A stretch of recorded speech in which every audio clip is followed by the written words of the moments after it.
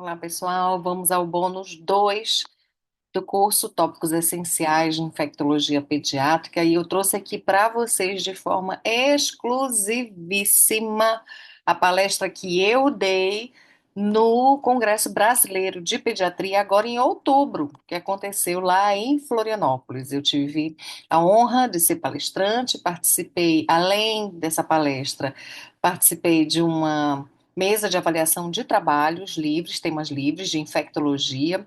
Eu sou da Comissão Científica de Infectologia da Sociedade Brasileira de Pediatria e sempre estou muito ativa junto com os meus colegas na infectologia pediátrica brasileira, contribuindo com notas técnicas dentro da Sociedade Brasileira de Pediatria. Associem-se à Sociedade Brasileira de Pediatria. Tem muita coisa boa que a gente divulga por lá. E, inclusive, a gente participou, eu fui uma das pessoas que participou ativamente da elaboração da escala que definiu o que seria SIMP, Síndrome Inflamatória Multissistêmica Pediátrica relacionada à Covid-19, lá em 2020, quando tudo começou. Então, vamos lá, como de praxe, eu vou interromper meu vídeo, para que a gente possa prestar atenção só na palestra. E aí, vou ocultar aqui e vou começar a apresentar. Deixa eu ver se está tudo ok. Perfeito.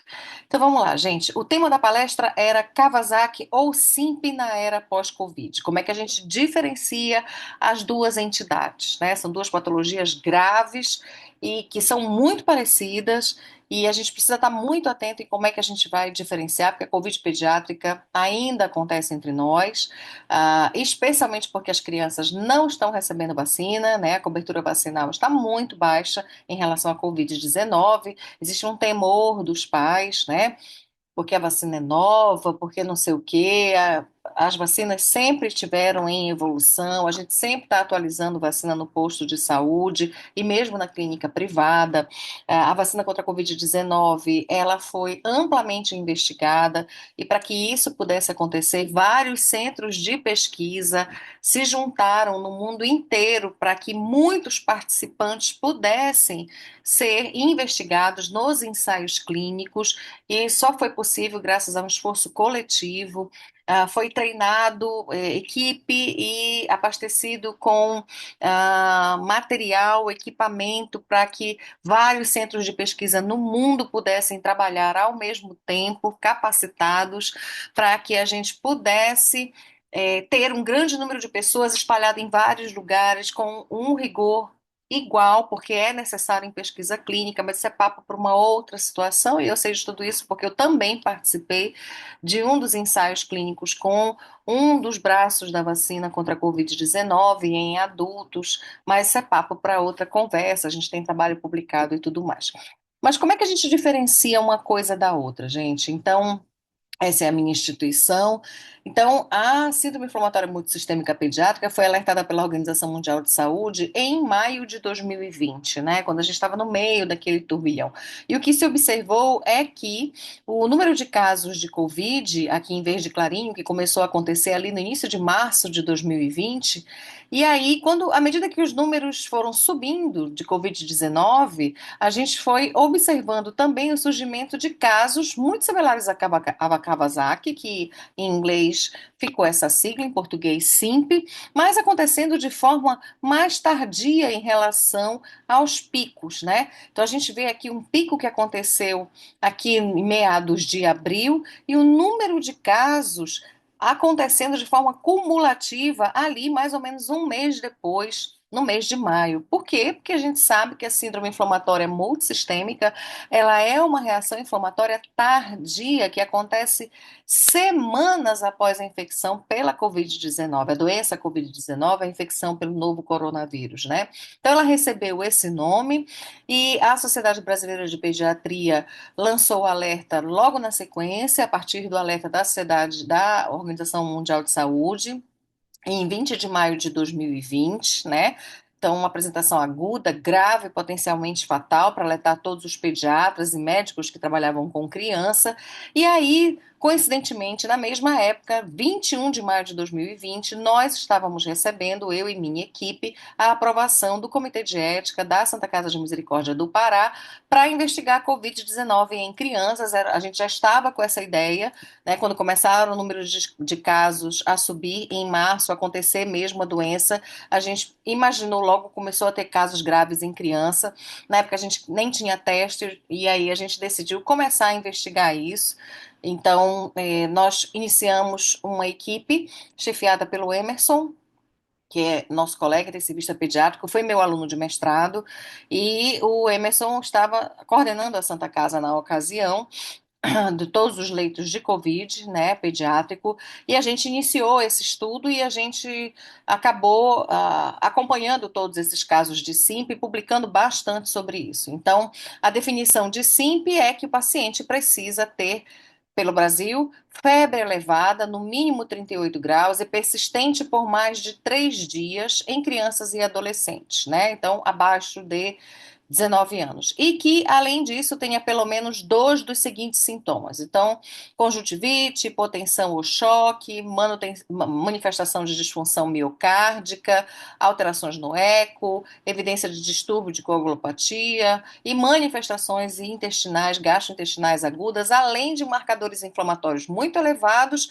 e retirado do cenário qualquer outra causa que pudesse ser responsável por esse tipo de situação, como sepse bacteriana, síndrome do choque estafilocócico ou estreptocócico, né? E que houvesse uma evidência de Covid-19, seja por teste através de PCR, né, teste molecular, ou teste de antígeno no SUAB, ou sorológico positivo, ou mesmo um histórico de contato com alguém com Covid-19, né? E aqui assinalava que poderiam ser incluídos também pacientes com critérios totais ou parciais para a definição de síndrome de Kawasaki. Então, isso foi feito baseado no guia da Organização Mundial de Saúde, validado pela Sociedade Brasileira de Pediatria, pela Sociedade Brasileira de Cardiologia e pelo Instituto Evandro Chagas, o qual eu representei. Então, essa era a definição e continua sendo até hoje a definição de SIMP, lembrando que pelo CDC dos Estados Unidos a definição é qualquer duração de febre acima de 38 graus. E para a gente, pelo menos 3 dias de febre para que a gente possa desconfiar. Né? Então, esse estudo que a gente conduziu, eu vou mostrar rapidamente o que a gente encontrou para mostrar que os achados que a gente viu aqui são exatamente os mesmos que foram vistos em outras partes do mundo. Isso é muito importante da gente poder assegurar. Então, na época, no período de abril a junho de 2020, a gente identificou 155 casos de Covid, dos quais 108 foram incluídos potencialmente elegíveis para participar. Os exames foram realizados no LACEN e lá no Instituto Evandro Chagas, e ao final nós tivemos 30 casos de SIMP, 42 casos de Covid grave que foram para UTI e 18 casos que tinham sido incluídos na enfermaria de pediatria. Esse foi um estudo com 90 incluídos e eram crianças que tinham sido hospitalizadas em 4 hospitais da grande capital e região metropolitana. Na nossa casuística, a faixa etária que foi mais importante, a gente vai tratar na época, é um artigo, a gente publicou um artigo em inglês no Pediatric Infectious Disease Journal, então a gente ainda usou a sigla que na época estava vigente, antes de MISC, né, isso é de 2020, e aí a gente observou que os casos de Covid-19, de SIMP, estavam acontecendo em faixas etárias um pouco mais avançadas. E também predomínio no sexo masculino, aqui em verde mais escuro, isso principalmente relacionado ao grupo de SIMP, né? E das manifestações clínicas, a gente observou um predomínio, além da febre, que era critério, de sintomas gastrointestinais em relação a outros sintomas, né? E também um fato que chamou a atenção, muitas erupções cutâneas, exantemas, coisa que a gente não via com tanta frequência anteriormente. Percebam aqui que a tosse não era um sintoma tão frequente, mas ainda assim era o que aparecia no grupo SIMP. Aí, em relação à febre, a gente tem em verde o intervalo entre a exposição à Covid aguda e o desenvolvimento da SIMP, com em torno de 15 dias, 2 semanas, entre o contato da criança com Covid aguda e a evolução para a SIMP, e a duração da febre com uma média de 11 dias nos casos de SIMP, né? Uma duração bem prolongada. Na forma de apresentação, a gente viu que a SIMP, ela se apresentava como uma doença bastante grave, né, crítica principalmente, e que necessitava de terapia intensiva. No diagnóstico laboratorial de COVID, a maioria das crianças apresentava a sorologia IgG positiva e não o SUAB nasal positivo, porque o SUAB era indício mais de infecção aguda. Então, veja que a maioria dos casos realmente foi de situações envolvendo sorologia, um diagnóstico mais tardio. E percebam, a proteína C reativa é elevadíssima, que era um dos critérios de SIMP. No caso, no grupo que era de SIMP, né, 45 miligramas por decilitro pelo valor de referência, e no grupo que ficou na enfermaria e no grupo grave que ficou na terapia intensiva, mas que não teve definição de SIMP, a proteína C reativa bem menor, né? Aqui como positiva, sendo acima de 4. Então, veja a mesma situação acontecendo com desidrogenase lática e ferritina como marcadores de gravidade, e a gente tendo aqui uma mediana de 1.119 de DHL e uma ferritina aqui acima de 500 no grupo SIMP, né? Ainda o dímero D, que é algo que a gente conseguiu fazer na maioria dos pacientes, muito mais elevado no grupo SIMP comparado aos demais grupos. E a troponina miocárdica, né, também bastante mais elevada no grupo SIMP em relação aos outros grupos que ficaram na UTI e na enfermaria, né? E comorbidades associadas, a maioria dos pacientes que foram hospitalizados em terapia intensiva apresentavam comorbidades associadas. Esses resultados foram apresentados, publicados em 2020, em novembro. Então, isso lá no PIDJ, que é uma das revistas científicas internacionais, um dos periódicos de maior impacto na infectologia pediátrica mundial. Isso foi muito bom na nossa equipe, né? Eu aqui na publicação. Então, com os nossos dados, esse foi um outro trabalho que a gente publicou na revista da Sociedade Paulista de Pediatria, que foi nosso primeiro óbito. A gente estava iniciando ainda a entender o que que era a Covid-19, foi um caso gravíssimo. E o que que os outros estudos no mundo apresentaram em relação à SIMP? 100% dos estudos apresentando febre, choque, 60% das crianças diarreia e dor abdominal e rush cutâneo, isso lá em 2020. Então, observe que o rush cutâneo da SIMP na Covid-19 é um rush que parece uma anafilaxia, mas não era um quadro anafilático, conjuntivite e muita diarreia associada. Isso chamava a atenção como uma manifestação sistêmica inflamatória grave. Dentro dos achados laboratoriais, o que se destacava, além de linfopenia, que é algo que eu destaquei lá na aula de exames, né?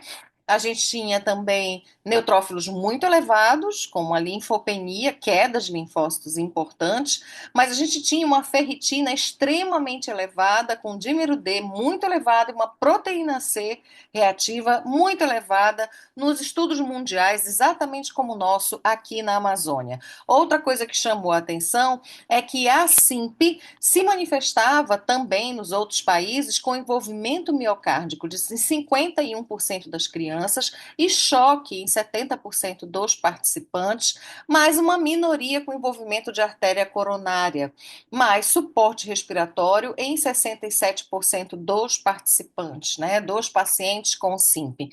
Então, dentro da fisiopatologia da SIMP, é uma síndrome pós-infecciosa, não indica infecção aguda. A SIMP, ela é tardia. A criança esteve doente, esteve em contato com alguém doente, no mínimo 2 a 3 semanas atrás, não está mais transmitindo o vírus, mas por alguma razão fez um gatilho de síndrome pós-infecciosa, e aí, por isso, as provas sorológicas são frequentemente negativas e só os anticorpos, lembra que são produzidos mais tardiamente, IgG positivos. Provavelmente uma origem imunológica mediada pelos anticorpos, né?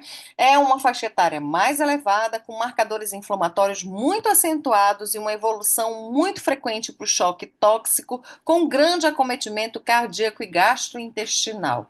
Menores níveis de interleucina 17, um envolvimento do endotélio muito mais difuso na SIMP do que na síndrome de Kawasaki e produção de autoanticorpo contra proteínas envolvidas na regulação da resposta imune, por isso a síndrome inflamatória é tão grave, e anticorpo contra as estruturas do tecido miocárdico, por isso o envolvimento miocárdico tão mais importante do que aquele acontecido na síndrome de Kawasaki. Aqui outro trabalho que nós publicamos, dessa vez em 2024, aqui o meu nome, nossa equipe, um trabalho numa revista da Nature, que é uma revista extremamente conceituada, falando sobre os fatores críticos associados à mortalidade em países em desenvolvimento, né, em cidades que têm uma situação de baixo desenvolvimento socioeconômico, como é aqui, e a gente fica nessa coisa, né? E aí, quando eu encontrar um caso de febre prolongada, de alteração cardíaca, de alteração cutânea, eu vou falar de Simp ou vou falar de Kawasaki? Quem é quem, né? Esses aqui são os gêmeos da Fernanda Lima, que desfilaram no São Paulo Fashion Week e fizeram muito sucesso, um a cara do outro, né? Por isso eu coloquei aqui nessa palestra. Então, quem é Simp e quem é a doença de Kawasaki? Então, esse é um trabalho de um local que a gente chama Recan Latina, é uma rede de doença de Kawasaki da América Latina, é um consórcio de países da América Latina, com estudiosos e pesquisadores que só falam sobre doença de Kawasaki, completa e incompleta. Tem um site sobre isso. Eu recomendo que vocês possam ir lá dar uma olhadinha. Tem muita informação bacana. E essa rede investigou em 16 países da América Latina, fez um estudo multicêntrico para identificar quais eram os fatores que estavam envolvidos na síndrome inflamatória multissistêmica, já que ela era tão parecida com a doença de Kawasaki. Foram 16 países participantes, 84 centros de estudo, no período de 2020 a 2022, com mais de 1.000 crianças envolvidas, 84% delas saudáveis previamente, mas que evoluíram gravemente. Então, dentre esses grupos, essas crianças que foram investigadas, que foram diagnosticadas com síndrome inflamatória multissistêmica, nós observamos aqui uma faixa etária em anos de mediana de 6 anos e meio para a síndrome inflamatória multissistêmica, predominante no sexo masculino, em crianças de origem mestiça, e cuja principal característica clínica era de dor abdominal, alteração conjuntival e rush cutâneo. Percebam que a dor abdominal aqui na SIMP ela é muito, muito marcada. A gente trouxe isso no nosso trabalho aqui na capital, no estado do Pará, e vários outros países do mundo também, e agora na América Latina também trazendo esses dados, né? E linfonodopatia, só 30% dos casos, língua e framboesa, menos de 30% dos casos, diferentemente da síndrome de Kawasaki.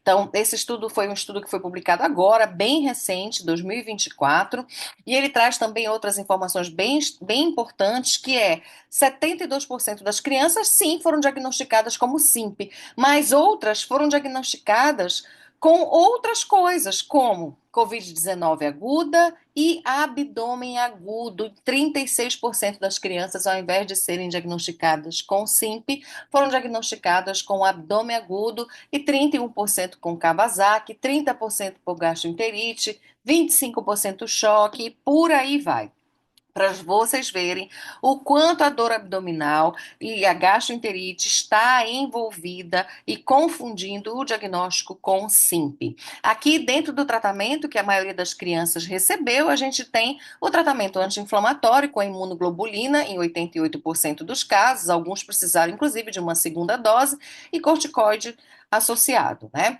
Aqui também, dentro dos desfechos dessas crianças com síndrome inflamatória sistêmica, multissistêmica, em torno de 8 dias de hospitalização e em torno de 47% das crianças precisou de UTI, cerca de 5 dias de UTI e um óbito, um índice de óbito em torno de 5% dos casos, né? Então, isso falando de SIMP. Agora vamos falar do que essa mesma rede, a Recan Latina, observou. Também um estudo agora do final de 2023, né, recente, não tem nenhum ano, sobre os desfechos e a apresentação clínica de Kawasaki, também em países da América Latina. Então, foram 1.800 crianças de 2009 até 2017, então no período pré-pandêmico, observou-se os sinais de Kawasaki que essas crianças apresentavam. De novo, 84% das crianças que participaram desse estudo eram saudáveis em 19 países da América Latina. E o que se observou naquele período pré-pandêmico em relação à síndrome de Kawasaki? Então vejam que a mediana de idade do Kawasaki aqui nos 16 países da América Latina, 19 que participaram, são é uma idade de crianças que tem em torno de uma faixa etária de 2 anos e um mês. Então, uma faixa etária bem menor para o Kawasaki em relação à faixa etária de Simp, que é mais velho, mantendo o predomínio no sexo masculino, aqui principalmente em crianças brancas. E aí, quando a gente fala nos dias de febre até a admissão, em torno de 6 dias de febre na doença de Kawasaki e 25% com Kawasaki incompleto, mas percebam que 87% das crianças apresentava conjuntivite bilateral, rush cutâneo e 92% as alterações na região oral, especialmente língua e framboesa, né? 62% linfadenopatia e 74% alterações de extremidade. Eu queria chamar aqui a atenção em vocês para a BCG, a alteração na cicatriz da vacina BCG. Lembra que são crianças com doença de Kawasaki menores, em torno de 2 anos. Em 20%, quase 20% das crianças com Kawasaki se observou alteração na cicatriz da BCG, reativação da vacinação contra a BCG, com a BCG, né, contra a Mycobacterium, é, causando tuberculose, meningo-TB e tuberculose disseminada em crianças. A reativação da BCG só está descrita nos casos de Kawasaki, mas não tem estudos mostrando a mesma alteração nos casos de SIMP. Então, isso é um dado interessante de mostrar também. É, outra coisa que é importante que foi vista em relação à doença de Kawasaki é que quando ela foi confundida com outras doenças foi em relação a infecções virais, chikungunya, dengue, febre de origem indeterminada em 11% dos casos e outras, mas não com abdômen agudo, como acontece com o Kawasaki. E o tratamento mesmo, imunoglobulina, às vezes precisando de segunda dose e corticoide. Os trabalhos mais recentes mostram que não há diferença estatisticamente significativa no tratamento com imunoglobulina ou com corticoide em doses altas. Então, se não tiver disponibilidade de imunoglobulina, pode utilizar corticoide em doses mais altas. E esse é um outro trabalho. Eu primeiro mostrei os dados da Amazônia, depois eu mostrei os dados do mundo, depois eu mostrei os dados de SIMP em relação aos países da América Latina, feito pela rede de doença de Kawasaki que investiga a América Latina, e depois eu mostrei os trabalhos sobre doença de Kawasaki na América Latina. E agora um outro trabalho que foi publicado também no BMC Pediatrics, agora em 2024, comparando as características mais precoces de SIMP com a doença de Kawasaki no curso agora do cenário pós-pandêmico, né? Então, aqui nós temos novamente a diferença entre o grupo Kawasaki e o grupo SIMP, inclusive com P estatisticamente significativo, inferior a 0,001, muito estatisticamente muito significativo, em que a gente vê a idade em mês realmente bem menor no grupo Kawasaki. Então, bebês lactentes e pré-escolares estão mais sujeitos a Kawasaki, enquanto que crianças maiores, acima de 5 anos, estão mais sujeitos a apresentar SIMP. Então, na manifestação similar, é mais fácil que uma criança maior esteja com SIMP do que esteja com Kawasaki. E a duração da febre também bem maior no grupo do Kawasaki em relação ao grupo SIMP. Outra coisa muito interessante de destacar de diferença com significância estatística entre os dois grupos é que quase 70% das crianças com SIMP apresentaram dor abdominal, enquanto que só 30% apresentou dor abdominal no grupo de Kawasaki. E falta de ar, ninguém no grupo de Kawasaki, das mil e tantas crianças acompanhadas, apresentou histórico de falta de ar ou necessidade de ventilação, enquanto que no grupo SIMP a falta de ar pode estar associada. Outra coisa interessante, que são as alterações de miocárdio. E aí percebam que no grupo SIMP, 51% dos participantes apresentou miocardite e nenhum participante do grupo Kawasaki apresentou miocardite. Na verdade, o que o grupo do Kawasaki apresenta é envolvimento coronariano, não é envolvimento miocárdico. Quem tem envolvimento miocárdico é o grupo SIMP. Isso é muito importante, com comprometimento da fração de ejeção no eco e com derrame pericárdico, o que não se observa no grupo Kawasaki. Então, se você pegar uma criança com características que lhe façam ficar na dúvida entre Kawasaki e SIMP, vamos avaliar o que está acontecendo com o coração dela para poder ter mais uma evidência de que você está diante de um caso de SIMP ou de Kawasaki. Em relação às plaquetas, eu até comentei lá no módulo de exame que as plaquetas em grande quantidade, a plaquetose é uma característica que a gente vê muito no Kawasaki e não vê no grupo de SIMP. E olha aqui a proteína C reativa, 16,7 de mediana para o grupo SIMP, elevada, mas não tão elevada assim no Kawasaki. Veja a velocidade de hemossedimentação, mais elevada no grupo Kawasaki do que no grupo SIMP. E a ferritina, muitíssimo mais elevada no grupo SIMP, 215, do que no grupo Kawasaki, assim como a troponina, porque lembra que SIMP altera o miocárdio, então a troponina vai estar alterada, coisa que a gente quase não vê no Kawasaki, e são dados de relevância estatisticamente muito significativa, né? Então, em relação às questões demográficas, a gente tem aqui de importante o suporte inotrópico, ou seja, uso de droga vasoativa no grupo SIMP. Mas a gente não vê criança com Kawasaki evoluindo para choque e necessidade de droga vasoativa. Então, isso chama a atenção também. Aqui, só para mostrar, já caminhando-se para o fim, em relação ao número de casos de 2020 a 2024, de casos de Covid, né, no Brasil. E aí, aqui o número de casos novos e aqui o número de óbitos reduzindo drasticamente após a administração da vacinação, a campanha de imunização, né, para todas as faixas etárias, mas onde que a gente ainda tem Covid, né? E esse dado aqui, ele é de 12 de outubro. Onde são as regiões onde ainda tem Covid, onde tem acontecido os casos novos de Covid com mais frequência e onde tem acontecido mais óbitos, aqui na região do Sudeste.